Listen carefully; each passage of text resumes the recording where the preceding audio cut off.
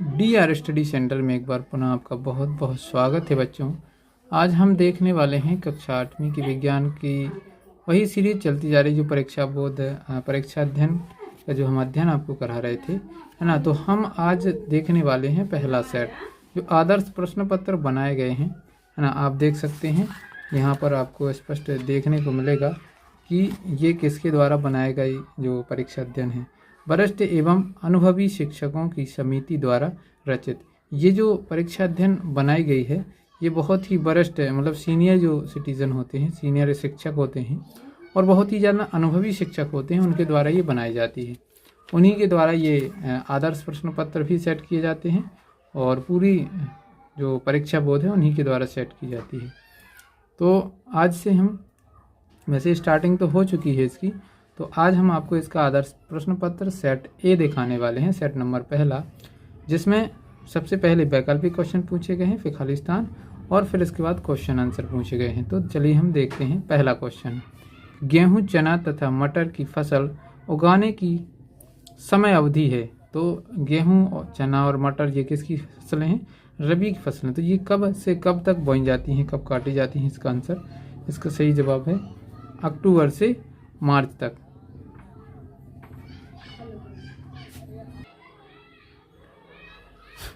तो इसका पहला प्रश्न का जवाब हम देख चुके हैं। इसका जो पहला प्रश्न का जवाब है ऑप्शन बी, अक्टूबर से मार्च। अक्टूबर से मार्च के बीच में जो रबी की फसल हैं वो अक्टूबर में बोई जाती है, मार्च अप्रैल में काट ली जाती है ना। तो इसके बाद दूसरा जो क्वेश्चन इसमें पूछा गया है, यदि ईंधन को जलाते समय पर्याप्त हवा ना मिले तो कौन सा खतरनाक प्रदूषक उत्सर्जित होता है? ऑप्शन ए आपके सामने देख सकते हैं। ऑप्शन ए है carbon dioxide, option B sulphur dioxide, option C nitrous oxide और ऑप्शन डी है कार्बन मोनोऑक्साइड। तो इसका जो सही जवाब है ऑप्शन डी, कार्बन मोनोऑक्साइड इसका सही जवाब हो जाएगा। तीसरा क्वेश्चन इसमें पूछा गया है, वनोन्मूलन का प्राकृतिक कारण क्या है? वनोन्मूलन का प्राकृतिक कारण दावानल, है ना, भीषण सूखा, भूस्खलन या ए और बी दोनों। तो इसका सही जवाब हो जाएगा ए और बी दोनों, दावानल भी और भूषण सूखा, ये दोनों ही वनोन्मूलन का प्राकृतिक कारण है। चौथा देखिए, विद्युत लेपन विद्युत धारा का कौन सा प्रभाव प्रदर्शित करता है? ऑप्शन ए है तापीय प्रभाव, बी चुंबकीय प्रभाव, सी रासायनिक प्रभाव और डी कोई प्रभाव प्रदर्शित नहीं होता है। तो इसका जो सही जवाब है ऑप्शन सी, है ना, रासायनिक प्रभाव विद्युत लेपन के और विद्युत धारा का कौन सा प्रभाव है ना। तो इसका जो सही जवाब है रासायनिक प्रभाव। अगला है, भवन को आकाशीय बिजली से बचाने के लिए तड़ित छड़ कहाँ लगी होती है? ऑप्शन ए आपको देखने को मिलेगा इमारत के शीर्ष पर, ऑप्शन बी इमारत के पीछे, ऑप्शन सी इमारत के बीच में और ऑप्शन डी इमारत के सामने। इसका सही जवाब हो जाएगा ऑप्शन ए, इमारत के शीर्ष पर। जो तड़ित से बचाने के लिए जो तड़ित छड़ जो लगी होती है ना, उसके किनारों से लेकर और उसके शीर्ष तक लगी होती है। किसकी? उस भवन के या उस इमारत के शीर्ष तक लगी होती है। इसके बाद अगले जो प्रश्न पूछे गए छठवां से वो खालिस्तान पूछे गए हैं, जिसमें पहला जो खालिस्तान है मतलब छठवां क्वेश्चन है और पहला खालिस्तान है, डेंगू के वायरस का वाहक खालिस्तान मच्छर है। तो ये क्या है? मादा एडीज, है ना, मादा एडीज डेंगू के मच्छर के काटने से होता है, ये वायरस फैलता है। ठीक। अगला है, सातवां, पेट्रोलियम के विभिन्न संकटों को पृथक करने का प्रक्रम खालिस्तान कहलाता है। जो पेट्रोलियम के संगठक हैं उनको अलग अलग करने की जो प्रक्रिया है उसको बोलेंगे परिष्करण। क्या बोलेंगे? परिष्करण। सबसे अच्छा अग्निशामक है, तो सबसे अच्छा जो अग्निशामक कहलाता है वो कार्बन डाइऑक्साइड कहलाता है, कार्बन डाइऑक्साइड। अगला देखिए, नमक का घोल विद्युत का खालिस्तान होता है। जो नमक का घोल होता है वो विद्युत का सुचालक होता है। किसी वस्तु में आवेश है या नहीं इसकी पहचान के लिए खालिस्तान का उपयोग किया जाता है। तो विद्युतदर्शी का उपयोग किया जाता है। कोई भी वस्तु है उसमें आवेश है या नहीं इसकी पहचान किसके द्वारा होती है? विद्युतदर्शी द्वारा। इसके बाद 2-2 नंबर वाले क्वेश्चन आ जाते हैं, आप देख सकते हैं यहाँ पर स्पष्ट रूप से। ये 2-2 नंबर के क्वेश्चन आपके सामने हैं। सूक्ष्म जीवों के मुख्य वर्ग कौन कौन से हैं, ठीक, ये 2 नंबर में क्वेश्चन पूछा गया है। 11वां 12वां है, कल्पना कीजिए कि सूर्य का प्रकाश अगले 10 वर्षों में समाप्त हो जाएगा, तो आप उसे किस प्रकार का संसाधन, लिखना था ना, सही नहीं लिखा, संसाधन मानेंगे। कल्पना कीजिए सूर्य का प्रकाश अगले 10 वर्षों में समाप्त हो जाए, तो आप उसे किस प्रकार का संसाधन मानेंगे, ठीक। अगला देखिए, भ्रूण, ये पढ़ा होगा आपने अच्छे से, भ्रूण को का निरंतर विकास कहाँ होता है, जो भ्रूण होता है उसका निरंतर विकास कहाँ पर होता रहता है। पीयूष ग्रंथि किस प्रकार की ग्रंथि है, यह शरीर में कहाँ स्थित रहती है। 15वां क्वेश्चन इसमें पूछा गया है, ऐसे 2 उदाहरण दीजिए जिनमें लगाए गए बल द्वारा वस्तु की आकृति में परिवर्तन हो जाए। आगे प्रश्न आप देख सकते हैं, इस प्रकार से पूछे गए हैं।